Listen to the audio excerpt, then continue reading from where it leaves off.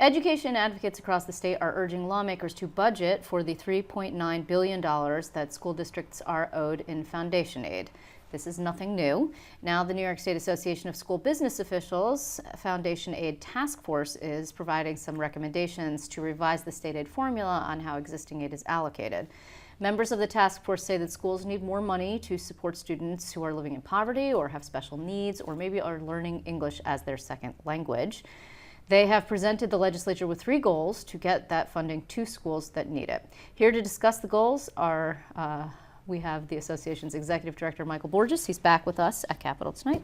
Thank you so much. Thank you for having me. So first of all, this is like the third rail of education politics, right? It's foundation aid allocation. It's the formulas, really. Correct. It's how those formulas are structured so that the numbers are put through the formulas, and then what gets spit out at the end is what districts get. And the thing is, instead of changing the formulas over these many years, instead we've had tweaks and additions, and it's at this point so darn complicated, it's almost important. You'd have to almost blow it up and start again to really overhaul the whole thing. Well, I don't think we're really looking to see a major overhaul, as we are looking to use the most updated data and to use factors and indexes that are more current, so that way the foundation aid formula works the way it was intended. Mm-hmm. It's based on information from 2007, and the costing out study that was used to create those indexes, those factors, was even done before that. So I think foremost, we need to use the most updated data in running the foundation aid formula. That means not using the 2000 census, that means using more current data, that means using more information that's available through direct certification as opposed to free and reduced price lunch. Mm-hmm. So there's a number of factors that need to be looked at that will drive the foundation aid formula to where it needs to go. Okay, but will you really get at the root problem if you do that? In other words, I mean, people have been, for years, have been sort of lamenting the education aid allocation method, and it seems to me like, for example, districts are held harmless. Districts that are quite wealthy are held harmless, which means that they can't get less than they got before, and that is in some ways sort of a boon to Long Island, which of course is, has a very powerful lobbying across the force. state, actually. There's hundreds of school districts that benefit from hold harmless. But how is that fair? I mean, if you don't address that, then how's that going to be fair? And by doing what you're suggesting, which is updating the information, which seems very logical, are you going to get at that particular problem, for example? Well, again, just because a school district loses population doesn't mean their costs have gone down. It's sort of like when urban schools are confronted with a charter school moving into their community. Mm-hmm. They may lose 4 students from first grade and 5 students from third grade and 10 students from ninth grade, but they can't reduce their class size or their classes, the number of classes and the number of teachers. So that same thing happens when a school district loses population in general. You may lose a couple in one grade, a couple in another grade, and some more in another grade, but that doesn't mean that the number of classes that you have to offer decreases, the number of teachers that you have to have decreases. So their costs may not go down correspondingly to their student population loss. But Michael, I guess part of the problem here is, all this sounds very logical. The aid formula should be stable and predictable so districts can do long-term financial instructional planning. Right. Yes, fabulous. But this is such a hot potato and so how doable is this politically? I don't mean how doable I'm all is this. Political. I'm not the policy wonk at the association. Because maybe this is quite achievable from a policy perspective, yeah, but that's not where reality. we are. So, our Foundation Aid Task Force came out with 3 recommendations or 3 goals, equity being one of them, that making sure that that if you're poor, that if you're high needs, you get more money. Mm-hmm. Adequacy means that we need to do another costing out study to determine whether school spending or school aid is at the threshold that it needs to be. And then the last part, was you just mentioned, was stability or predictability. So that way the school districts know, so when they plan out their programs, they know exactly what they're going to be getting going forward. That's like a phase-in of the foundation aid formula, whether it's 3 years or 4 years.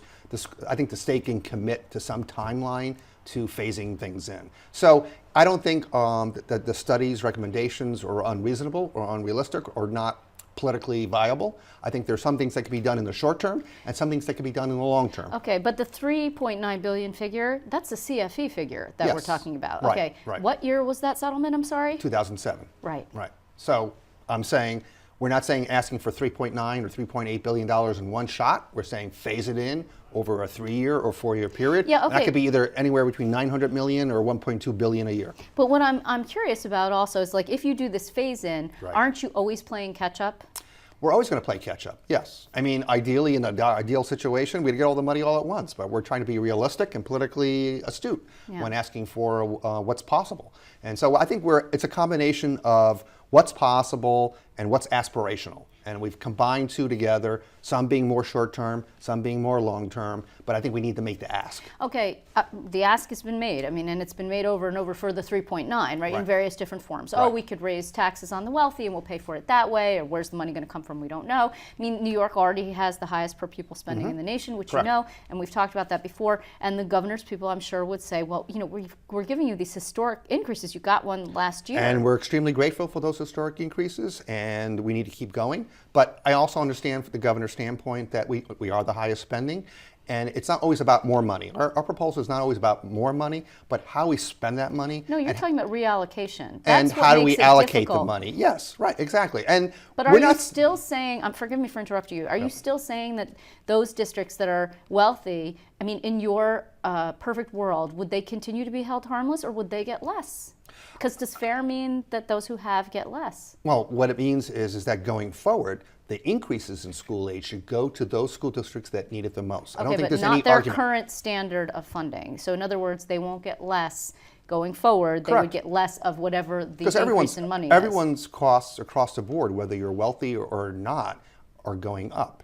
And we're all faced with a tax cap that can be debilitating.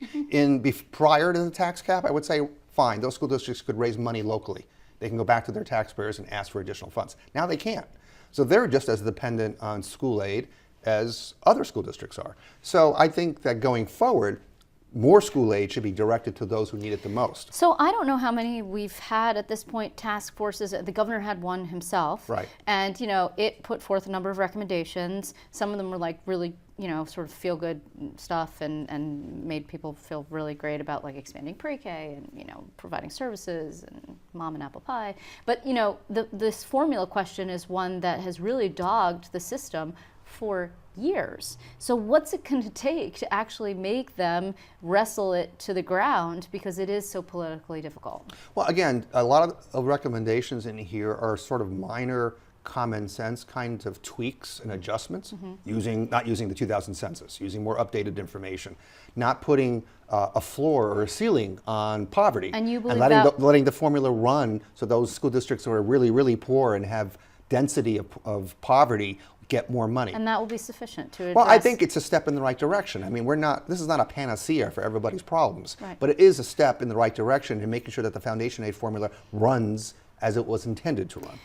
Okay, you're not the first to ask for that, certainly. Right. And Okay. I probably won't be the last either. Probably not. Yes. What's the reception that you're getting this time Well, around? I think the regents we're meeting today and tomorrow, and we have Regent Talon speaking at our school finance symposium tomorrow as well about this particular issue. the regents are not your problem. Well, I think they are receptive, and I think other educational groups that are part of the Educational Conference Board are also receptive to the idea.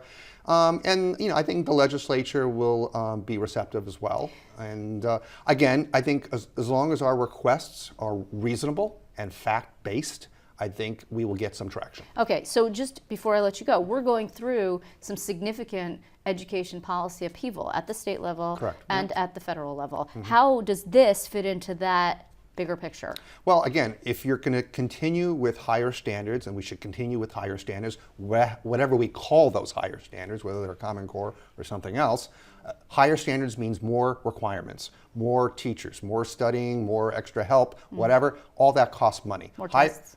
More tests. Yes, I'm not in favor of more tests, but you know, if we want to have higher standards, we got to pay for them. So you support what the SED has put forward in terms of the proposed, your organization, I mean, in terms of the proposed changes? We're to not the weighing Common in Core? You're on, not. yeah, I mean, that's not really something that we feel really that we should be weighing in No, at I this got point you in time. guys do the dollars and cents side. We're more I figured on the understand. numbers and how to pay for it. Right.